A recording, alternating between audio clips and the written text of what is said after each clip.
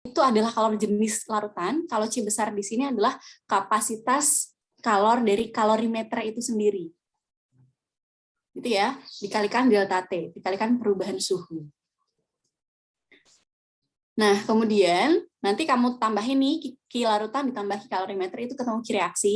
Kemudian untuk menentukan delta H sendiri, delta H adalah min Q reaksi per jumlah mol. Oke, delta H min Q reaksi per jumlah mol. Biar lebih ngeh, kita lihat contoh 1. Kita snipping tools dulu.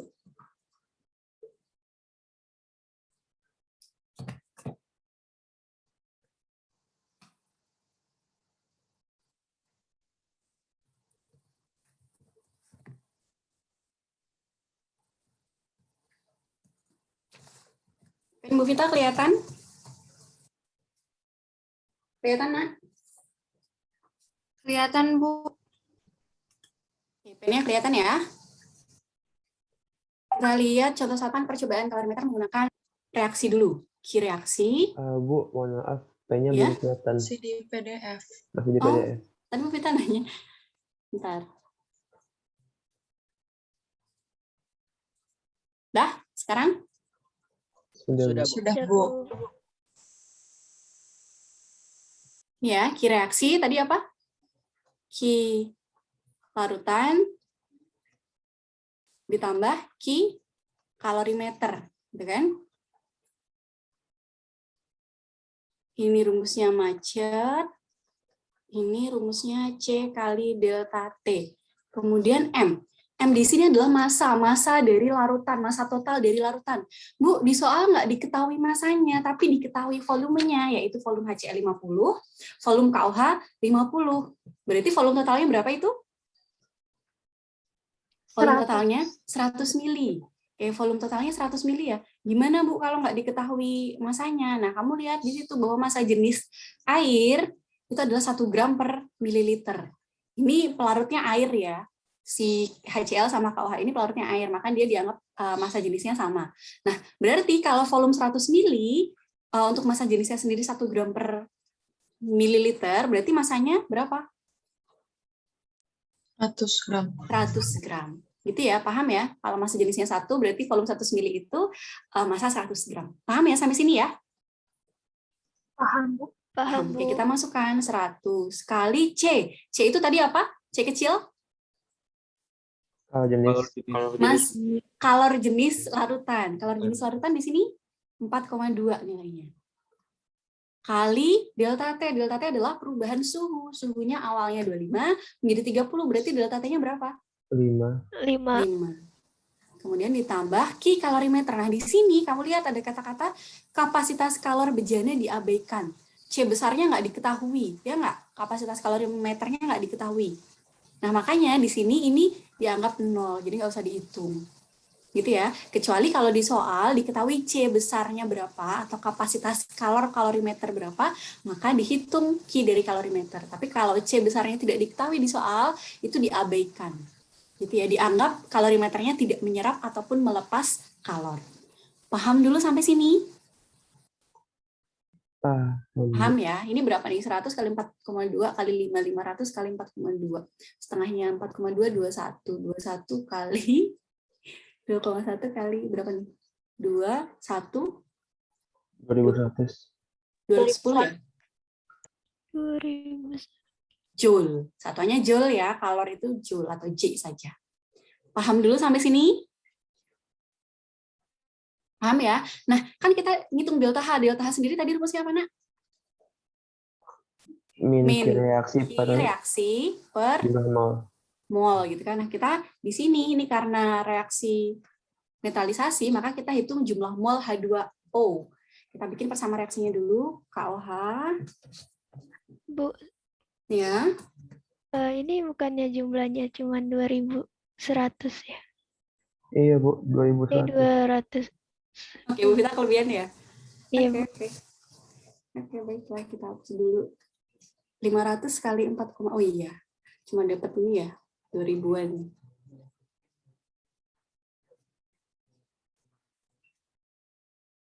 Begini ya? Iya, Bu. Bu Vita di YouTube salah apa bener? Bener kok, Bu. Nah, bener ya, Bu Vita. Ini salah. Oke. Kita hitung dulu ya ini ya. KOH ditambah HCl menjadi KCl ditambah H2O. Ini udah setara ya? Udah kan? Ini 50 mili. Bu, maaf, Bu, saya boleh nanya nggak, Bu? Oke, silakan. Itu kalor jenis larutannya 4,2 Joule per gram Kelvin, Bu. Nah, oke, bagus. Oke, lanjut.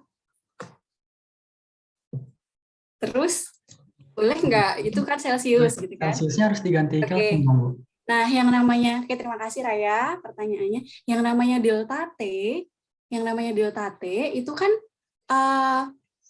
misalnya ini 30 sama delta T itu kan selisih kan? 30 dikurangi 25 itu berapa? 5 gitu kan. Andai ini misalnya kamu rubah menjadi Kelvin. 30 derajat Celcius itu berapa? 273 tambah 30 berarti? Iya, 303. Yang ini 298. Dikurangi hasilnya juga sama-sama 5 nggak?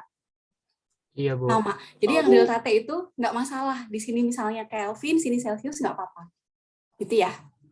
Kalau yang delta T itu kan tetap walaupun dia Celsius, walaupun dia Kelvin, tetap karena Kelvin itu kan ditambah 273 gitu kan. Tambah bukan pengali. Kalau pengali berubah dia misalnya gram sama kilogram. Ininya berubah, angkanya berubah. Tapi karena dia ditambah statusnya, maka tetap selisihnya sama-sama 5. Gitu ya. Oke, Raya. Terima kasih pertanyaannya. Lanjut ya. Oke, kemudian lanjut ke sini tadi yang KOH 50 mili 0,4 molar. Oke, kita bikin mula-mula reaksi bersisa. Ini ya. Lupa, Bu. Masih ingat ya? Oke. Ada volume, ada molaritas, berarti kita cari mol mula-mulanya, tinggal dikalikan ya. Mol itu sama dengan volume dikalikan molaritas. Berarti 50 dikalikan 0,2, hasilnya adalah 10 ya. Tapi karena kamu nggak ngerubah mililiternya menjadi liter, maka ini milimol. Gitu ya. Nanti dirubahnya di akhir aja, biar angkanya nggak kebanyakan koma. Paham ya sampai sini ya? Yang ini HCl-nya berarti berapa? HCl-nya berapakah? 20 milimol. Oke, kemudian yang menjadi reaksi pembatas di sini siapa yang habis duluan? KOH, karena 10 dibagi koefisien 1 hasilnya 10. 20 dibagi koefisiennya 1 hasilnya 20, lebih kecil KOH, berarti KOH yang menjadi patokan. Gitu ya. Berarti di HCl sini isinya berapa? 10. 10. Di sini awalnya nggak ada, gitu kan. Di sini 10, ini 10, ini nggak ada, ini 10, ini 10, ini 10. Milimol ya satuannya ya. Nah, ini sebenarnya itu pertanyaannya kurang lengkap. Kalau reaksi netralisasi itu biasanya perubahan entalpi per mol H2O. Tapi kalau misalnya di soal tidak diketahui, kita anggap per mol H2O gitu ya. Bentar, gimana nyusun kalimatnya. Jadi delta H itu kan per mol siapa gitu kan. Nah, ini per mol siapa sih? Nah, kalau yang namanya reaksi netralisasi, asam tambah basa, kalau nggak diketahui per mol siapa, berarti dia per mol H2O. Biasanya soal-soal yang sering keluar untuk kalorimeter untuk tingkat SMA adalah netralisasi sama pelarutan. Paham ya? Jadi ini sebenarnya harusnya soalnya dilengkapi per mol siapa. Tapi karena ini tidak dilengkapi per mol siapa, kalau dia reaksi netralisasi, kita anggap dia per mol H2O. Paham maksud Bu Vita? Paham ya? Nah, oke, berarti H2O-nya 10 milimol, atau dengan kata lain berapa mol ini? Milimol ke mol, berarti kan sama mililiter-liter gitu kan. Bagi 1000, 10 dibagi 1000, berarti hasilnya adalah 1/100, 0,01 mol. Paham ya? Ini tadi biar kita nggak kebanyakan koma, kita pakai milimol. Nah, oleh karena itu, kita bisa menghitung nilai dari delta H. Delta H tadi rumusnya apa? Min. Dikit-dikit ada minnya. Min Q reaksi. Q reaksi per mol. Jumlah mol. Oke, per mol. Di sini berarti min 2100 Joule per molnya 0,01 mol. Berarti berapa nih hasilnya? Dikali 100 ya? Mini. Joule per mol. Oh, ada minnya, sorry. Min. Atau biasanya kalau di pilihan ganda pakai kilojoule. Berarti kalau dirubah menjadi kilojoule adalah min 210 kilojoule per mol. Oke, udah selesai, sudah ketemu. Sampai sini paham atau ada pertanyaan? Bingung atau paham? Ada pertanyaan sampai sini? Bu, Oke, silahkan. Adil. jadi untuk Mm-mm. molnya itu kalau misalnya Mm-mm. tidak diketahui pakainya mol yang H2O gitu, Bu. Jadi sebenarnya soalnya itu kurang lengkap, yang namanya delta H itu kan per mol gitu kan, joule per mol, kilojoule per mol, min Q per mol, molnya siapa? Nah, untuk reaksi netralisasi ini kita anggap mol H2O. Jadi nanti biasanya yang sering keluar kalau di SMA itu kalorimeter itu reaksinya netralisasi asam dan basa. Jadi pakai mol H2O. Gitu ya. Jadi untuk kalorimeter itu yang sering keluar soalnya netralisasi asam dan basa dan kadang pelarutan. Nanti ada soal pelarutan. Oke, tapi kalau dia netralisasi asam dan basa pakai mol H2O. Harusnya di sini lengkap per mol siapa gitu kan. Orang yang namanya delta H itu kan per mol, molnya mol siapa. Nah, karena tidak diketahui di soal, anggap mol H2O. Begitu, Fadil? Oke, berarti ini reaksi eksoterm apa endoterm sih? Eksoterm karena minus gitu kan, min 210. Sebenarnya kamu juga bisa tahu dari terjadi kenaikan suhu. Terjadi kenaikan suhu kan berarti dia eksoterm. Paham ya? Terus kalau penurunan suhu delta T-nya kan negatif. Delta T-nya negatif, Q larutannya negatif. Berarti nanti delta H-nya malah jadi positif kan gitu kan. Aslinya seperti itu awal mulanya. Dapat positif sama negatifnya seperti itu. Boleh lanjut atau mau ada pertanyaan lagi? Saya mau tanya, Bu. Oke, silahkan. Kan kalau misalnya kapasitas kalornya kecil itu diabaikan ya, Bu. Kalau misalnya di soal berarti kalau kapasitasnya kecil, informasi di soalnya itu selalu kayak Ada C besarnya. kapasitas Ada C kalor besarnya. diabaikan. Iya, kadang nggak ada tulisan kapasitas kalor diabaikan, kapasitas kalor diabaikan, tapi nggak diketahui C-nya, ya udah itu berarti dianggap diabaikan. Nggak ada C besarnya, berarti itu diabaikan. Tapi kalau di soal ada C besarnya atau kapasitas kalor kalorimeter, berarti dihitung. Begitu? Oke, Bu, terima kasih. Sama-sama. Kita lanjut ya ke nomor 2 ya. Nanti ada di soal yang ada kalorimeternya. Kita lanjut ke soal nomor 2.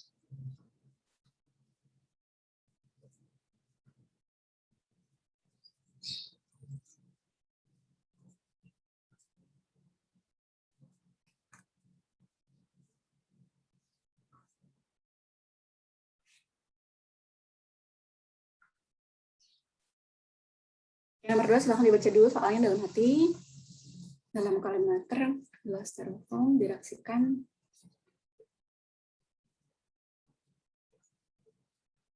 Oke, lagi ya. Ini reaksi netralisasi juga HCl dan NaOH, asam dan basa. Kita hitung Ki reaksinya dulu. Ki reaksi adalah Ki larutan tambah Ki kalorimeter.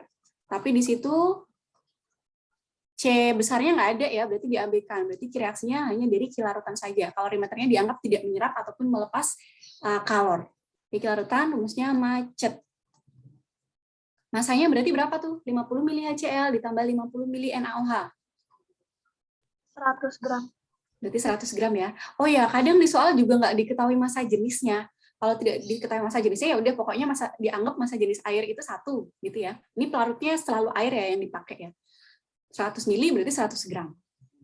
Oke, kemudian C kecil, kalor jenis larutannya adalah 4,2. Kalau ini harusnya diketahui sih, selalu diketahui di soal. Tapi kalau yang massa jenis ini kadang nggak diketahui di soal. Delta T-nya berarti berapa nih? 6,5 derajat. 6,5 ya. Ini hasilnya berapa? Tolong hitungkan dong. Berapa nih, Nak?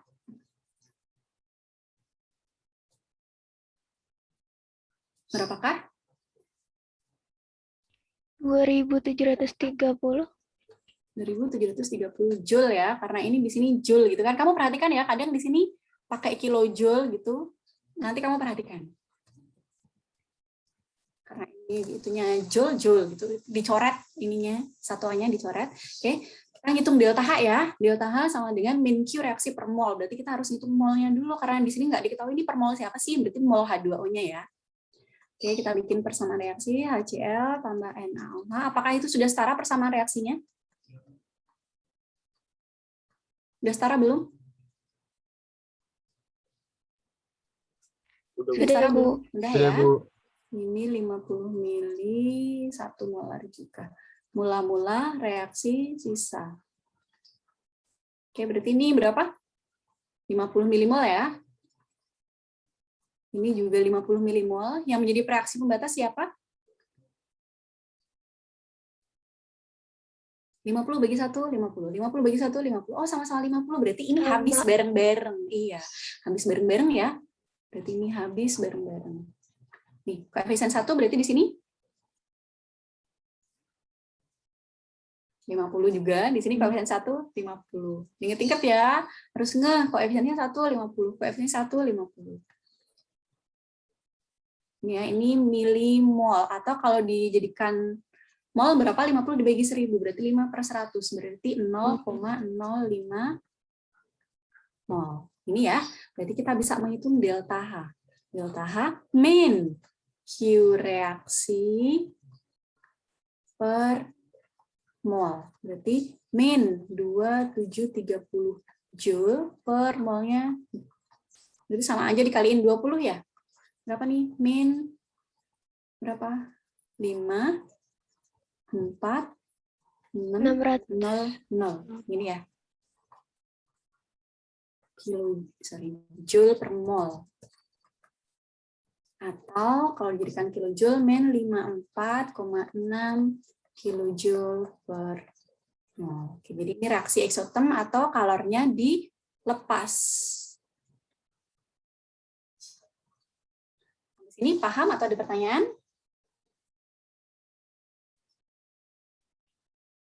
Pahamkah atau ada pertanyaan? Paham, Bu. Paham ya, gampang ya. Nah, sekarang kita ke nomor 3 yang ada kalorimeternya. Kita ke soal nomor 3. Nomor 3 ini kepotong.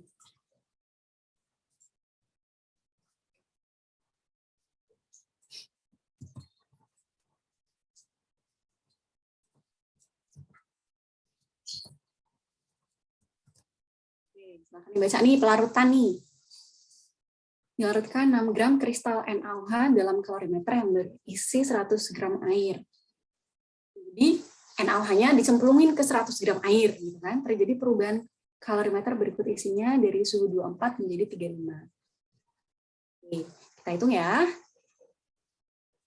Q reaksi dengan Q larutan ditambah Q kalorimeter. Oke, larutannya macet. Kalorimeternya C kali delta T. Nah, ini masanya berarti massa totalnya berapa? 6 gram NaOH dicemplungin ke 100 gram air. Berarti massa totalnya menjadi 106. 6. Ya, 106 ya. 106 gram kali C kecil, kalori jenis larutannya adalah 4,2. 4,2 kali delta T-nya perubahan suhunya dari 24 menjadi 35. Berarti 11 ditambah, oke ini C-nya ada ya. C kalor jenis kapasitas kalorimeter 11,7. Oke, berarti ini kita masukin 11,7. Kamu harus perhatikan satuan ya. Ini sama-sama C kecilnya pakai joule, ini juga pakai joule. Kalau misalnya dia kilojoule, ya biar bisa dijumlahin, kamu rubah dulu ke joule gitu ya. Jadi harus perhatikan satuan. Karena ini udah sama-sama joule gitu kan, berarti nanti bisa dijumlahkan. Kali delta T-nya 11. Kita hitung ini berapa, minta tolong yang pegang kalkulator. 106 kali 4,2 kali 11. 4897,2. 4897,2. Oke, ditambah 11,7 kali 11. 128,7. 128,7. Ini hasilnya adalah berapa? 95. Berapa lanjutannya? 5.002. Ini, Jul. Ya. Oke, terima kasih. Oke, lanjut. Ngitung delta H. Delta H siapa ini? Pelarutan NaOH dalam air. Berarti mol yang dihitung molnya siapa? NaOH. Gitu ya, karena itu pelarutan NaOH, berarti mol NaOH-nya kita hitung. Mol NaOH diketahui massa, berarti rumusnya adalah massa per mr. Gram per mr. Oke. Masanya berapa? 6 per mr-nya 40. Ini 3/20. 15 per 100. 0,15 mol. Gitu kan? Jadi kita bisa hitung delta H. Delta H adalah min Q reaksi per mol. Berarti min 5025,9 joule per molnya 0,15 mol. Berapa ini? Berapa hasilnya? 33506. 33506 ini joule per mol atau min 33,506 kilojoule per mol. Ada pertanyaan sampai sini?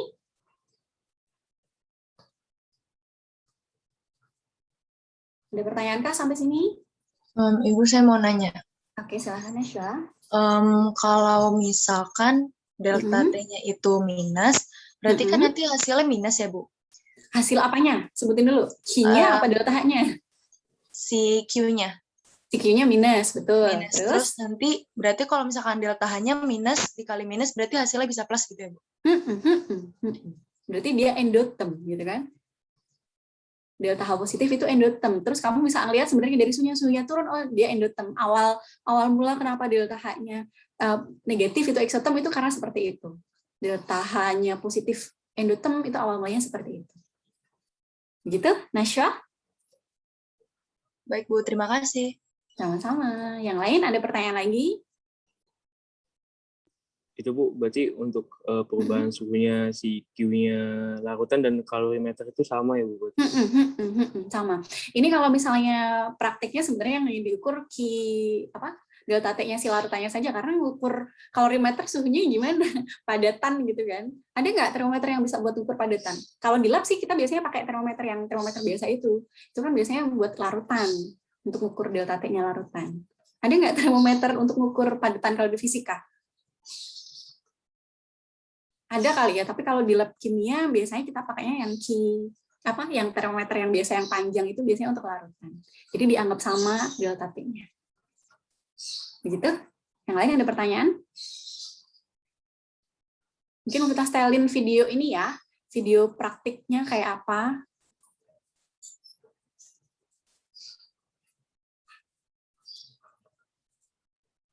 Kelihatan videonya? Terdengar suaranya? Suaranya terdengar? Iya, terdengar, Bu.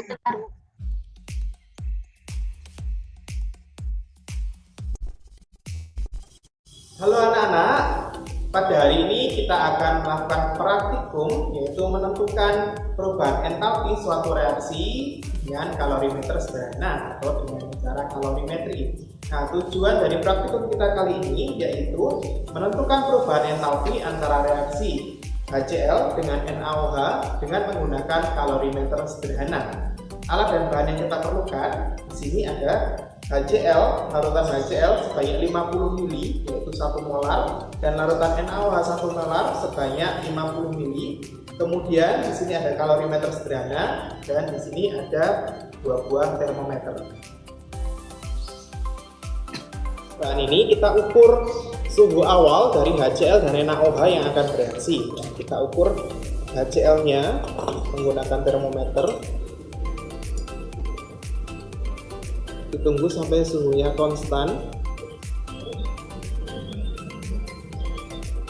Ternyata di sini didapatkan suhu awal untuk HCl adalah 25 derajat Celcius. Kemudian untuk NaOH juga diukur suhunya menggunakan termometer yang berbeda. Dan ternyata untuk NaOH suhunya juga sama, ya 25 derajat Celcius. Kalian catat sebagai suhu awal NaOH ya.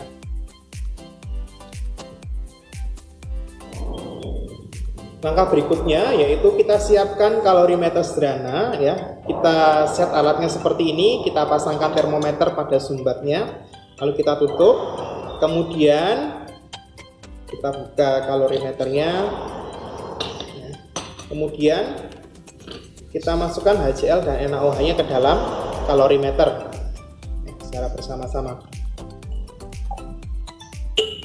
Setelah itu segera kita tutup dengan tutupnya ya, tutup yang rapat dan pastikan penyumbatnya juga tertutup rapat. Kemudian kita kocok-kocok, lalu kita amati terjadinya perubahan suhu hingga suhunya konstan ya, tidak berubah lagi. Kalau suhu tertingginya kita lihat di sini suhunya terus naik, diamati suhunya.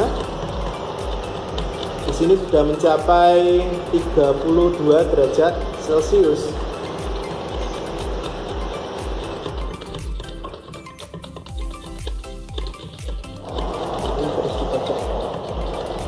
Ini sudah suhu maksimalnya, ya. Jadi dia terjadi peningkatan sampai 32 derajat Celcius.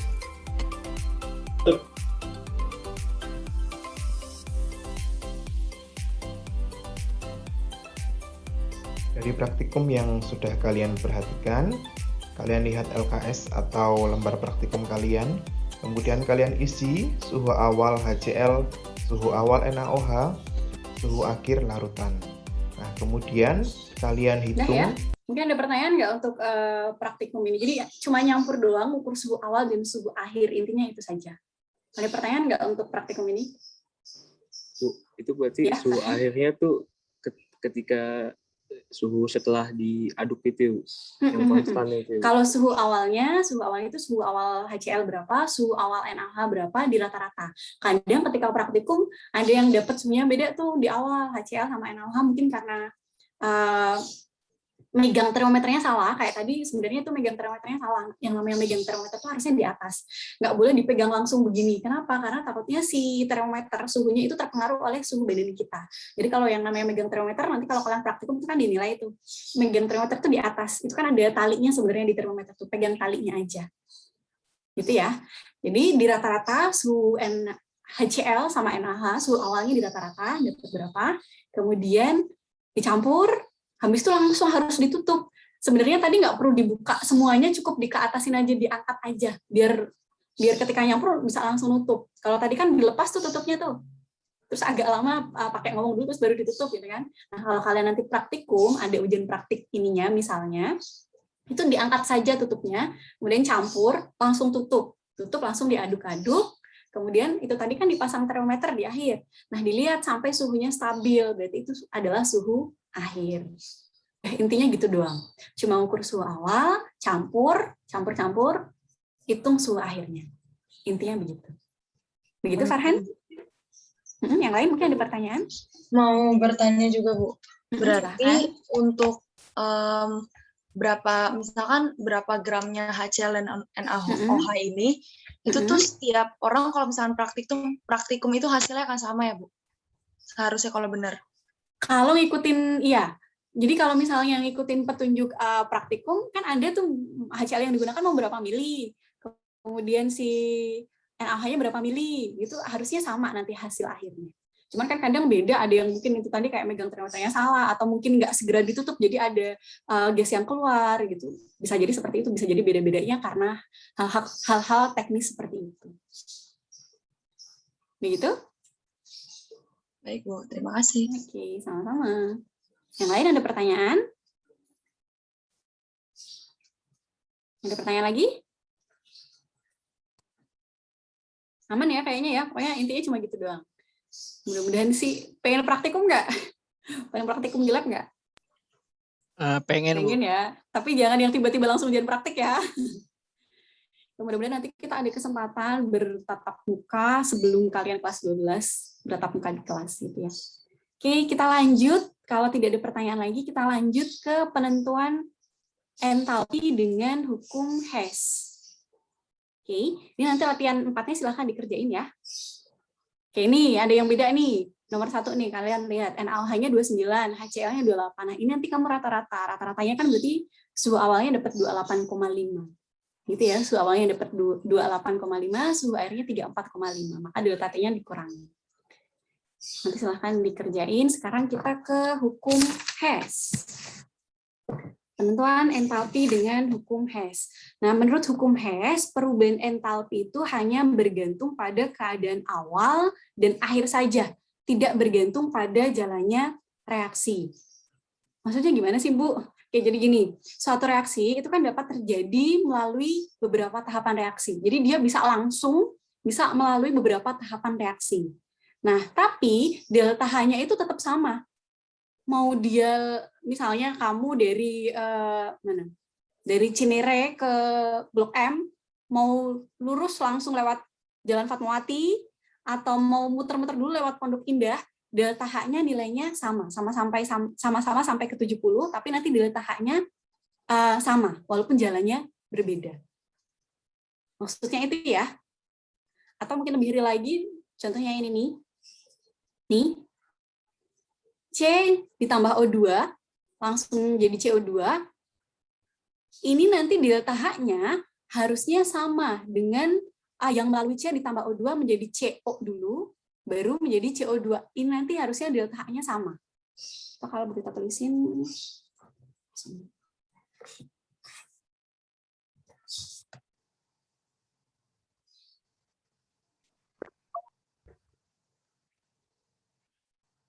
jadi misalnya C ditambah O2 menjadi CO2.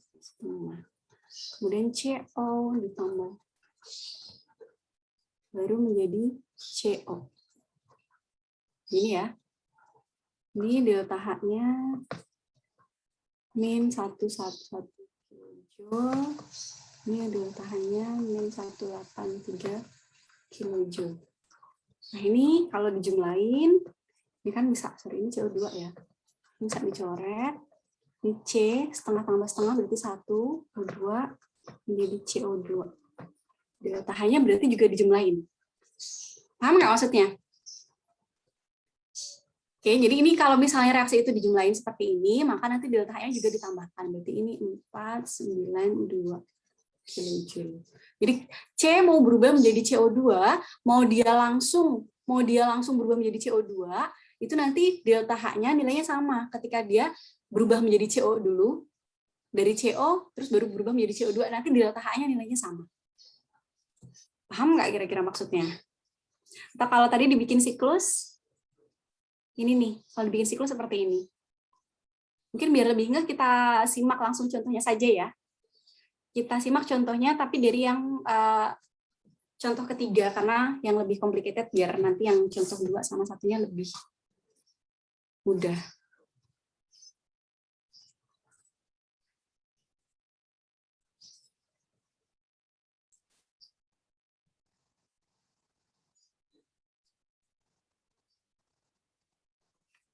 Nah, kamu perhatikan soalnya. Semuanya perhatikan. Ini gampang. Kalau memperhatikan gampang. Diketahui beberapa persamaan termokimia seperti ini. Nah, kamu ditanya, delta H untuk persamaan reaksi ini gimana? Berapa? Paham dulu maksud soalnya? Halo? Paham, Bu. Oke, Paham, Bu. paham. Maksud soalnya paham dulu ya. Jadi ada beberapa persamaan reaksi, terus kamu ditanya, untuk persamaan reaksi ini delta H-nya berapa? Nah, tipsnya adalah kamu lihat satu persatu zatnya. Oke, kamu ditanya C2H4 ditambah 6F2 menjadi 2CF4 ditambah 4HF.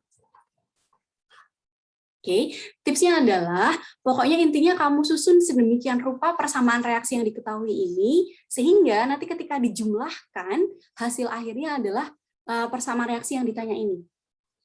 Oke, kamu susun sedemikian rupa persamaan reaksi yang diketahui, sehingga ketika dijumlahkan menghasilkan persamaan reaksi yang ditanya. Nah, tipsnya adalah kamu liatin zatnya satu persatu. Kalau Bu Vita ngeliat gini dulu. C2H4 ada di persamaan reaksi nomor berapa? Ketiga. C2H4 ketiga. Ini kamu lihat ketiga. Nah, tapi untuk yang ditanya, ini kan C24-nya di sebelah kiri panah atau sebagai reaktan, gitu kan?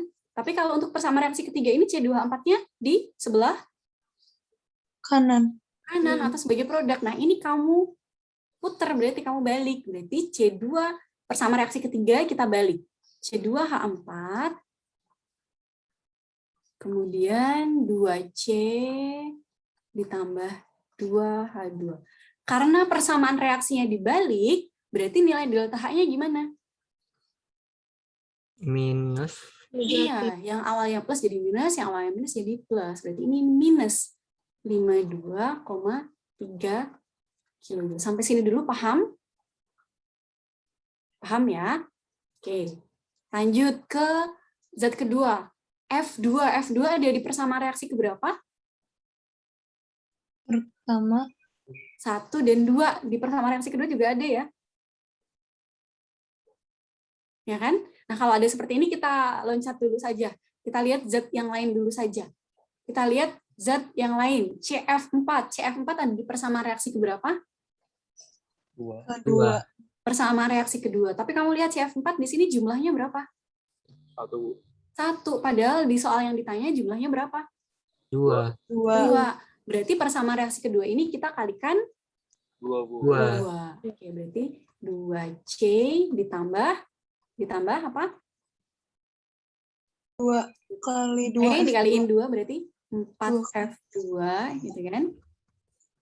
Menjadi 2CS4. Gitu ya. Nah, kemudian HF. HF ada di persamaan reaksi keberapa? Pertama. Tapi kamu lihat, ini jumlah HF yang ditanya berapa? 4. 4. Sedangkan yang diketahui di soal 2. 2. Berarti dikaliin 2 ya. Sorry, ini kita hitung dulu. Ini di delta H-nya kan dikaliin 2 nih persamaan reaksinya. Berarti delta H-nya juga kita kalikan 2.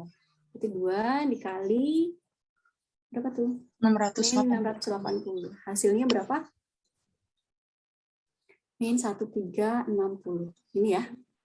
Kemudian yang pertama tadi kita kaliin 2 ya. 2H2 ditambah 2F2. 2F2. Kemudian menjadi 4HF. 4HF. Berarti delta H-nya juga kita kalikan 2. Hasilnya berapa nih? Min 4, 7, ini. Ya kan? Coba kita jumlahin ya. Coba kita cek. Untuk zat yang di sebelah kiri panah, kemudian dia juga ada di sebelah kanan panah, bisa kita coret ya. Kalau sama-sama di ruas yang sama, kita jumlahin. Ya, ada yang bisa dicoret di sini? 2C di sebelah kiri, 2C sebelah kanan. Bisa dicoret ya? Ada yang bisa dicoret lagi? 2H2 dan 2H2 ini bisa dicoret. Ada yang bisa dicoret lagi? Udah, Bu. Enggak ya, kita jumlahin ya. Yang di sebelah kiri panah ada C2H4, kemudian 4F2 ditambah 2F2, maka jadi 6F2. 6F2.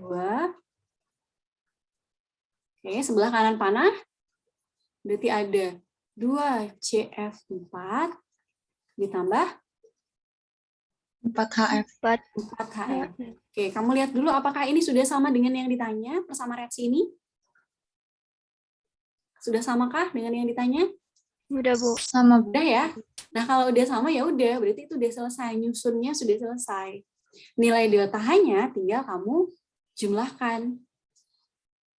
Min 52,3 ditambah min 1360 ditambah min 1074. Hasilnya berapa?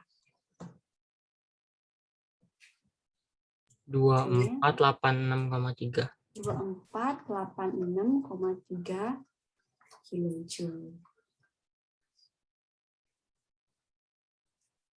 Paham sampai sini atau bingung? Untuk soal nomor 2 dan nomor 1 ini lebih gampang.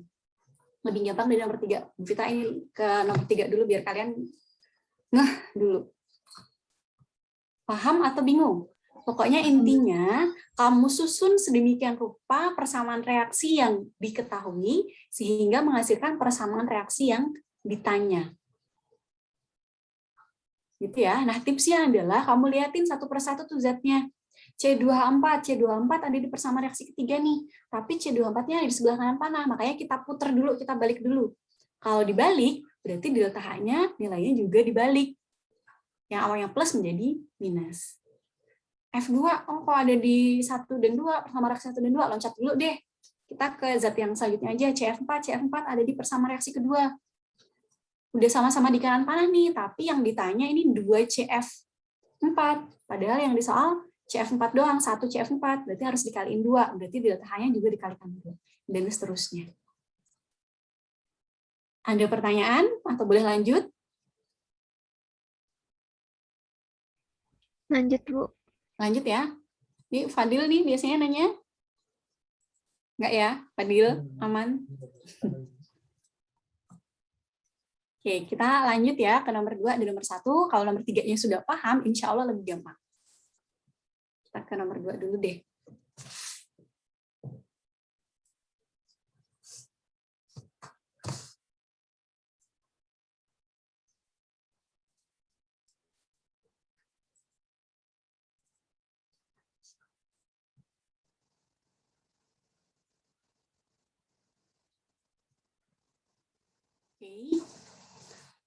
Ketahui 3 persamaan reaksi, ditanya delta H penguapan air dari wujud padat. Berarti yang ditanya persamaan reaksinya kayak apa?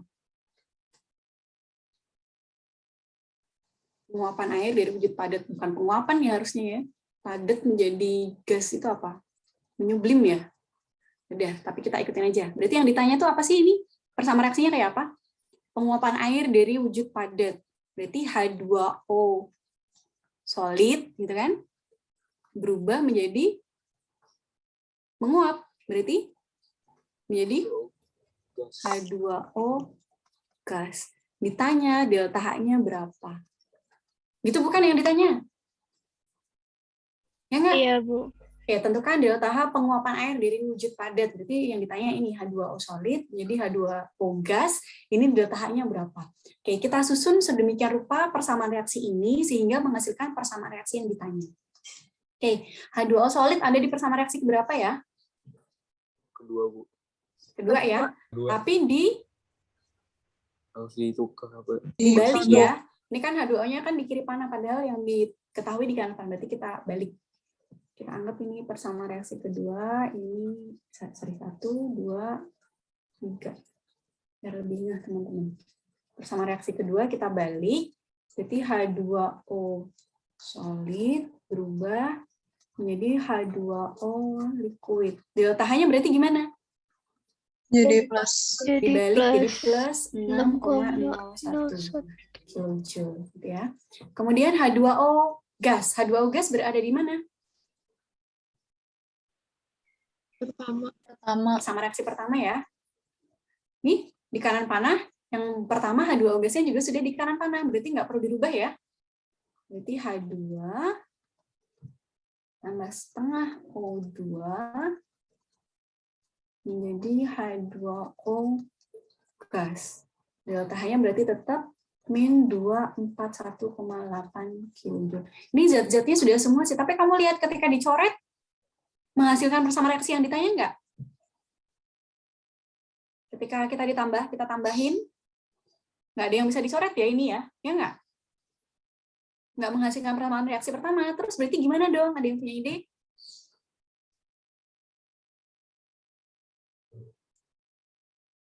Yang Ada yang punya ide kah? ketiga mungkin Nah, H2O. ini. Ya, ada persamaan reaksi ketiga yang ada L-nya, H2O liquid, biar bisa dicoret kan? Yang ketiga diapain nih? Ditukar jadi H2OL-nya yang di depan. Oke, dibalik ya, berarti persamaan reaksinya, berarti H2O liquid, kemudian di kanan panah menjadi H2 gas, ditambah setengah O2 gas, berarti delta H-nya gimana? Plus. Plus 285,8 kilojoule. Kita lihat ya, apakah ketika dijumlahin menjadi seperti yang ditanya? Yang bisa dicoret? Nih H2O liquid, H2O liquid. Bisa dicoret ya? Ada yang bisa dicoret lagi? H2 H2 gas, H2 gas. Ada yang bisa dicoret lagi? Setengah O2, setengah O2. Begini kan? Dah. Berarti di sebelah kiri panah masih ada H2O solid. Ada lagi nggak ada ya? Sebelah kanan panah masih ada H2O gas. Sudah seperti yang ditanya? Udah, Bu. Udah ya? Berarti delta H-nya juga tinggal jumlahin. Minta tolong dijumlahkan. 6,01 ditambah minus 241,8 ditambah 285,8-nya hasilnya berapa?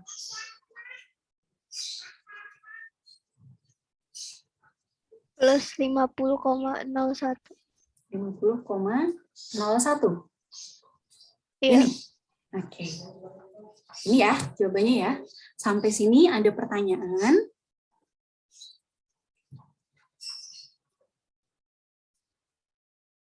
Enggak ya, aman ya? Kita ke nomor 1. Nomor 1 juga gampang, lebih gampang. Oke.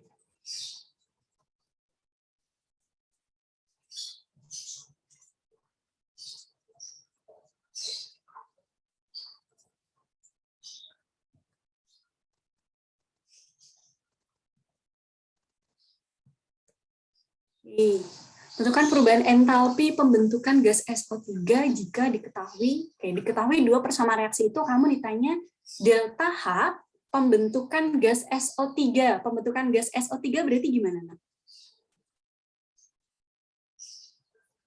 SO3-nya sebagai produk ya berarti. Ya enggak? SO3 dibentuk dari apa sih?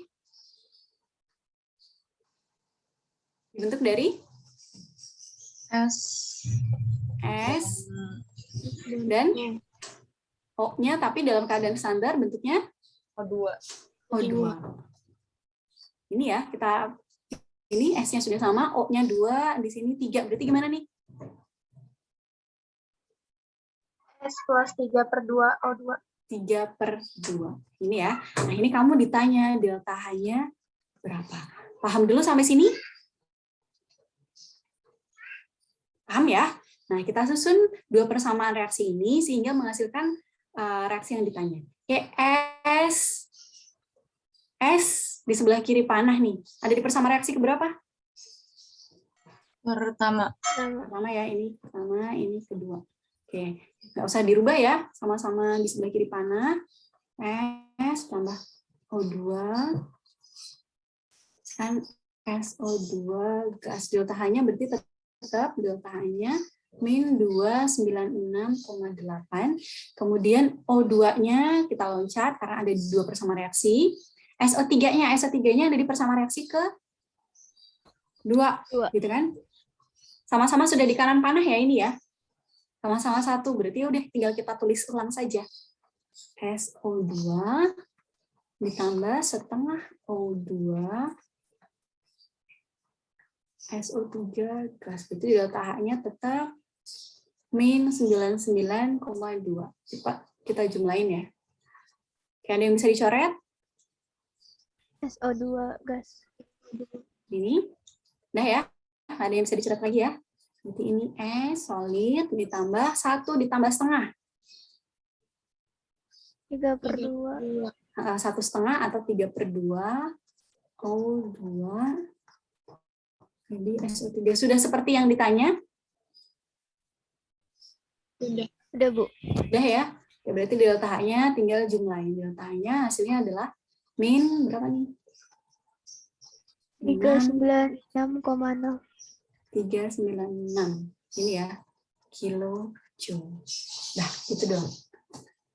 Ada pertanyaan sampai sini? Paham atau bingung ya kira-kira ya?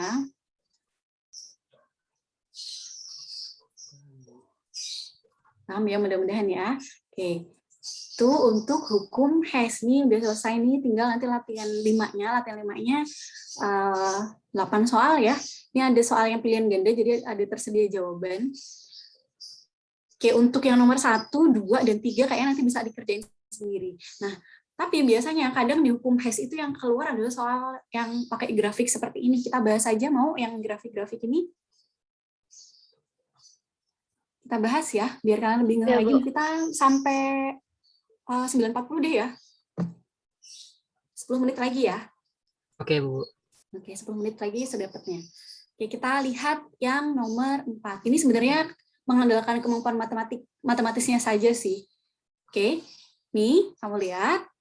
Ini ada diagram entalpi.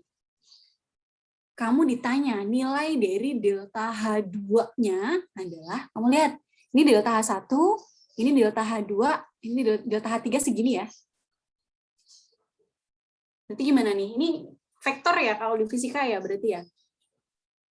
Nih, ini delta H3 itu segini, ini delta H3. Ini delta H1, ini delta H2. Nah, kamu ditanya nih nilai dari delta H2-nya berapa? Berarti gimana? Kalau misalnya di ini vektor, berarti kan delta H3 itu adalah jumlah dari delta H1 Delta delta H1 H1 tambah delta H2 gitu kan. Berarti kalau ditanya delta H2 adalah delta H3 dikurangi delta delta H3 dikurangi delta H1 kan gitu doang kan. Pokoknya delta H2 ini berarti ya yang panjang ini selisih yang pendek, ya enggak? Dikurangi sama yang pendek gitu kan kalau di fisika vektornya. Oke, nilai dari delta H3, kamu lihat delta H3 berapa nih? Sampai sini udah ada skalanya nih. Min 790,4. Gitu ya. Kemudian dikurangi delta H1-nya. Delta H1-nya berapa? Ini dari 0 sampai sini. Min 593,8. Ini sama saja ditambah ya. Hasilnya berapa nih? 593,8 dikurangi 790,4. Belakangnya 4 pokoknya. Ya kan? 8 kurangi 4. Ini belakangnya 4. Kok belakangnya 4 sih? Bener nggak, Bu Vita? Ada jawabannya nggak? Harusnya minus. Adakah jawabannya? Minus 196,6. 8 kurangi 4 itu kan? Oh iya, ding, Bu Vita salah. Bener. Berarti min berapa? 196,6. Ini ya? Berarti jawabannya adalah yang B. Paham sampai sini? Paham. Oke, kita lanjut. Kita ini ya, clear ya ini ya. Kita lanjut ke yang grafik-grafik aja, soalnya ini juga sering keluar. Tapi sebenarnya grafik ini mengandalkan kemampuan matematika, vektor sama fisika ya, vektor ya. Oke, berdasarkan diagram tingkat energi tersebut, untuk menguapkan 1 mol air dibutuhkan energi. Nah, menguapkan 1 mol air, menguapkan. Berarti menguapkan itu maksudnya apa? H2O. Bentuknya apa? Liquid, gitu kan, menguapkan air, gitu. Jadi H2O gas 1 mol. Berarti yang mana sih yang ditanya dari nomor 5 ini? Yang ini kan, liquid menjadi G ini kan, tapi arah panahnya ke atas. Ya enggak? Paham nggak maksudnya? Iya, Bu. Oke, ini ke arah atas dan ini untuk 2 mol ya, 2H2O menjadi 2H2O. Berarti kan ini untuk 2 mol. Nah, yang ditanya untuk 1 mol. Berarti nanti masih dibagi 2. Oke, kita hitung dulu ya ini ya, delta H-nya di sini berapa? Delta H-nya berarti akhir kurangi awal gitu kan. Akhirnya yang mana? Akhirnya yang produk. Yang produk berapa ini?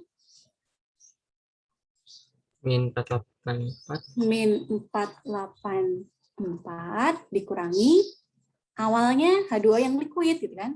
Min 570. Berapa nih hasilnya? Plus 570 kurangi 484. Berapa? 86. 86 ya, 86 kilojoule. Tapi 86 ini untuk berapa mol? 2 mol. Untuk 2 mol H2O gitu kan. Nah, yang ditanya adalah untuk 1 mol. Berarti untuk 1 molnya berapa? 86 per 2 gitu kan. Berarti 43.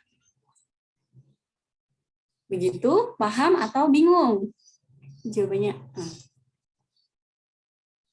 Paham atau bingung? Paham. Paham ya? Nanti ada di pembahasan, tapi mungkin pembahasannya agak sorean ya, soalnya kita belum buat, setelah ini kita masih ada Zoom. Mungkin agak sorean nanti kalau nge-share kita. Oke, kita clear ya. Kita ke masih ada 6 menit, ke nomor 6. Nah, kalau yang nomor 6 ini diagram entalpi yang bentuknya siklus. Kalau ini tadi kan ada skalanya gitu kan. Kalau yang ini siklus.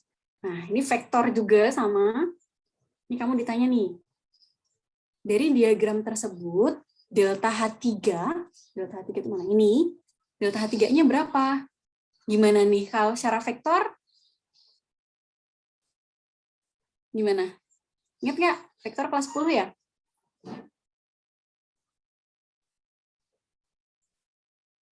Kita bikin persamaan umumnya dulu. Kalau secara vektor, berarti kan delta H2 ini sama dengan delta H3 ditambah delta H1, ya nggak?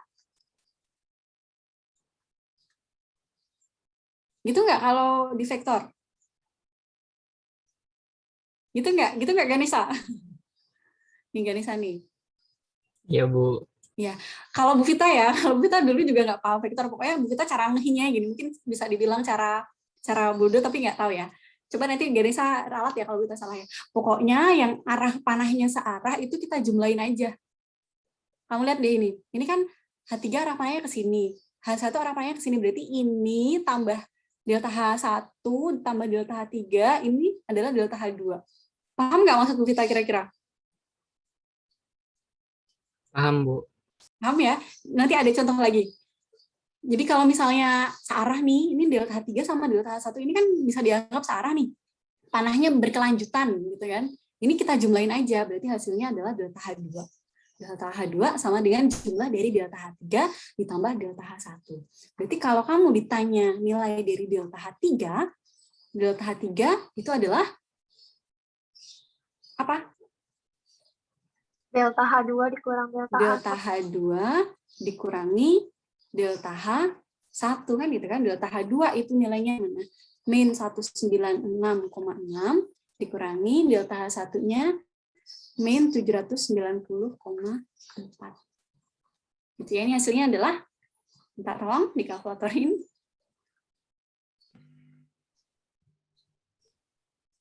593,8. 93,8 kilojoule. Ini ya berarti ya. Paham sampai sini atau bingung? Pokoknya kalau kita ngelihat total, sebenarnya itu awal sama akhirnya tuh mana sih? Awal sama akhirnya itu kan berarti yang ini. Ya kan? Yang ini berkelanjutan kan karena panahnya, berarti sebenarnya awal sama akhirnya ini. Berarti delta H2 sama dengan delta H3 ditambah delta H1. Berarti kalau ditanya delta H3, tinggal dicari. Mudah-mudahan paham ya.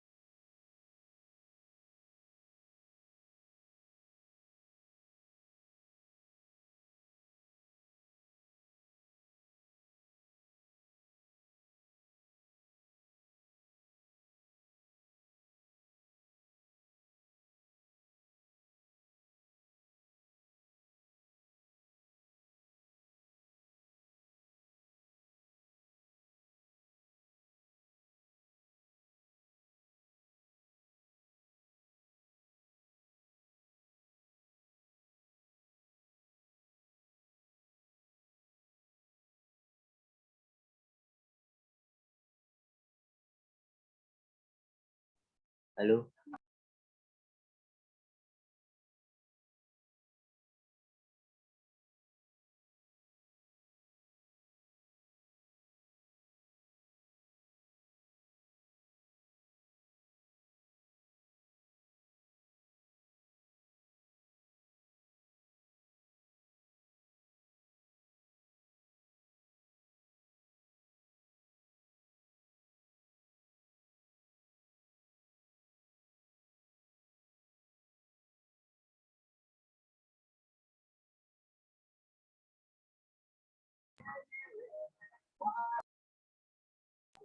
Acing ganteng.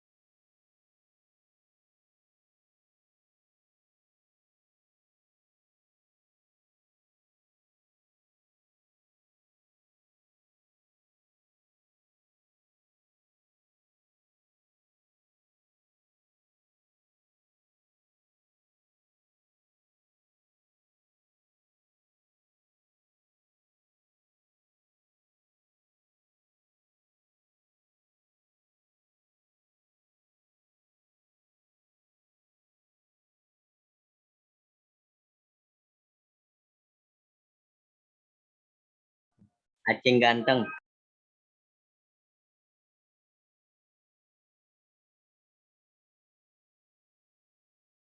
Guys, katanya Bu Devita reconnect, jadi nggak bisa. Terus katanya kita akhiri aja ya, nanti Ibu share pembahasannya. Terima kasih. Oke, thank you Hana. Terima kasih, Hana. Sama-sama guys.